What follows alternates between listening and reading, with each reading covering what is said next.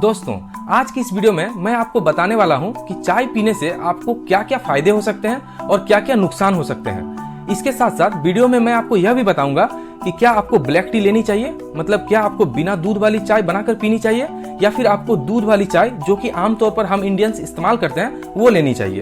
तो चलिए बिना किसी देरी के इस इंटरेस्टिंग वीडियो को शुरू करते हैं और जानते हैं इन सभी चीजों के बारे में पूरी डिटेल से।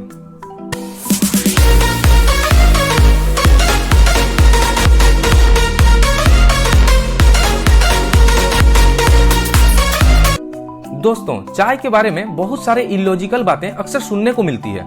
इनफैक्ट बहुत से वीडियोस भी मैंने देखी है यूट्यूब पर चाय के बारे में।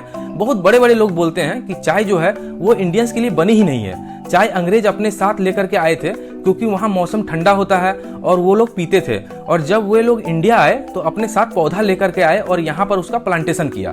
1750 से पहले इंडिया में कोई भी चाय नहीं पीता था, तो हम इंडियंस को भी चाय पीने की कोई जरूरत नहीं है। दोस्तों, जस्ट बिकॉज कोई भी चीज अंग्रेज अपने साथ लेकर के आए तो वो बुरी नहीं बन जाती, क्योंकि सिविलाइजेशन जब ग्रो करती है तो उसकी वजह से हम नई नई चीजें सीखते हैं, नए नए लोगों से मिलते हैं और बहुत सी चीजें हम उनसे एडॉप्ट करते हैं और बहुत सारी चीजें वो हमसे एडॉप्ट करते हैं। इसमें कोई बुराई नहीं है। अगर कोई चीज अच्छी है और अगर कोई इस्तेमाल कर रहा है और आप भी उसका इस्तेमाल करना स्टार्ट कर देते हैं तो वो बुरी नहीं बन जाती है। और दूसरी इलॉजिकल बात कि अंग्रेज के यहाँ मौसम काफी ठंडा रहता है जिससे वो चाय पीते हैं और हमारे यहाँ मौसम गर्म रहता है तो हमें चाय नहीं पीनी चाहिए। नो डाउट दोस्तों, कोई भी चीज अगर आप एक्सेस यूज करने लग जाते हैं, चाहे वो कितनी भी अच्छी हो, वो आपके बॉडी को नुकसान जरूर देगी। इसी तरह से चाय भी होती है। अगर आप चाय ज्यादा पियेंगे तो चाहे मौसम ठंडा हो या गर्म हो, आपको इसका नुकसान जरूर देखने को मिलेंगे।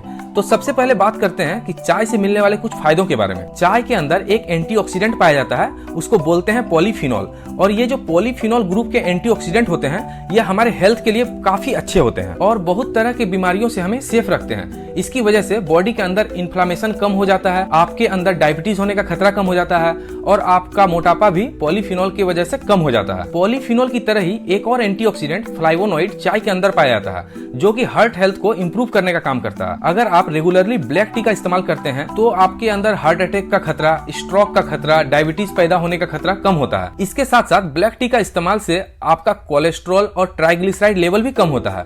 अक्सर ये माना जाता है ब्लैक टी पीने से आपका ब्लड प्रेशर बढ़ जाता है, इसलिए हाई ब्लड प्रेशर वाले लोगों को ब्लैक टी इस्तेमाल नहीं करनी चाहिए, जबकि रिसर्च तो कुछ और ही बताती है।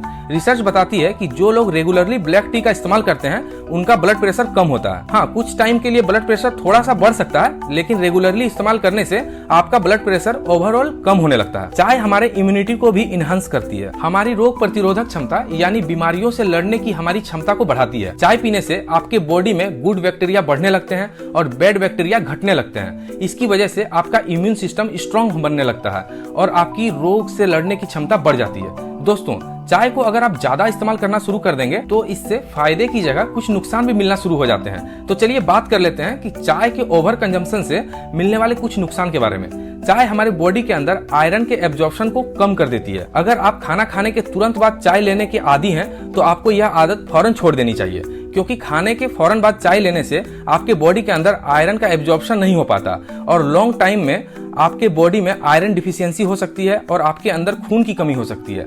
चाय के अंदर कैफीन भी होता है, जिसको अगर आप ज्यादा इस्तेमाल करना शुरू कर देते हैं तो इसके साइड इफेक्ट्स भी आपके अंदर देखने को मिल सकते हैं। चाय का ज्यादा इस्तेमाल करने से आपके अंदर बेचैनी और एंजाइटी की शिकायत भी हो सकती है। इसके साथ साथ आपकी नींद भी कम हो सकती है, क्योंकि कैफीन आपके माइंड को अलर्ट करता है और नींद को कम करने का काम करता है। अगर इस तरह के कॉम्प्लिकेशंस आपको देखने को मिल रहे हो तो आपको अपने चाय का कंजम्पशन जरूर कम कर देनी चाहिए। अब सवाल आता है कि आपको दूध वाली चाय लेनी चाहिए या बिना दूध वाली चाय लेनी चाहिए। इस बात को समझने के लिए हम रिसर्च का सहारा लेंगे और देखते हैं रिसर्च क्या कहती है। रिसर्च हमें बताती है कि चाय के अंदर दूध डालने से इसके अंदर जो एंटीऑक्सीडेंट होते हैं वो कम हो जाते हैं। लेकिन एक बात और जो रिसर्च कहती है वो ये कि अगर आप चाय को ज्यादा देर तक पकाते हैं तो इसके अंदर के एंटीऑक्सीडेंट बढ़ जाते हैं। तो अगर आप दूध डालते हैं चाय के अंदर तो आपको चाय को ज्यादा देर तक पकाना चाहिए। ज्यादा देर तक पकाने से इसके अंदर मौजूद एंटीऑक्सीडेंट ज्यादा रिलीज हो पाएंगे और दूध की वजह से जो कम होते हैं उतने बढ़ भी जाएंगे। इससे कहीं ना कहीं वो एंटीऑक्सीडेंट बैलेंस हो जाएगा। तो ज्यादा बेहतर तो यह है कि आपको बिना दूध वाली चाय लेनी चाहिए। लेकिन अगर आप ब्लैक टी नहीं पसंद करते हैं, आप दूध ही डालना चाहते हैं, तो उस केस में आपको ज्यादा देर तक चाय को पकाना चाहिए। एक और कॉमन सवाल जो कि अक्सर पूछा जाता है कि एक दिन में आप कितनी चाय ले सकते हैं। हैं। दोस्तों, अगर आप एक दिन में 2 से 3 कप चाय लेते हैं तो वह आपके लिए बिल्कुल भी नुकसानदेह नहीं होती है। इतना आप आराम से ले सकते हैं, बल्कि 2 से 3 कप चाय अक्सर रिकमेंड भी की जाती है, क्योंकि इससे आपको काफी अच्छी खासी एंटीऑक्सीडेंट भी मिल जाते हैं, जो कि आपकी सेहत के लिए काफी अच्छी होती है। आई होप गाइस कि आज की वीडियो से आपको कुछ नया सीखने को मिला होगा। मेडिसिन, हेल्थ और डिजीज से रिलेटेड वीडियोस के लिए जुड़े रहें। मिलते हैं नेक्स्ट वीडियो में, तब तक के लिए थैंक्स फॉर वॉचिंग।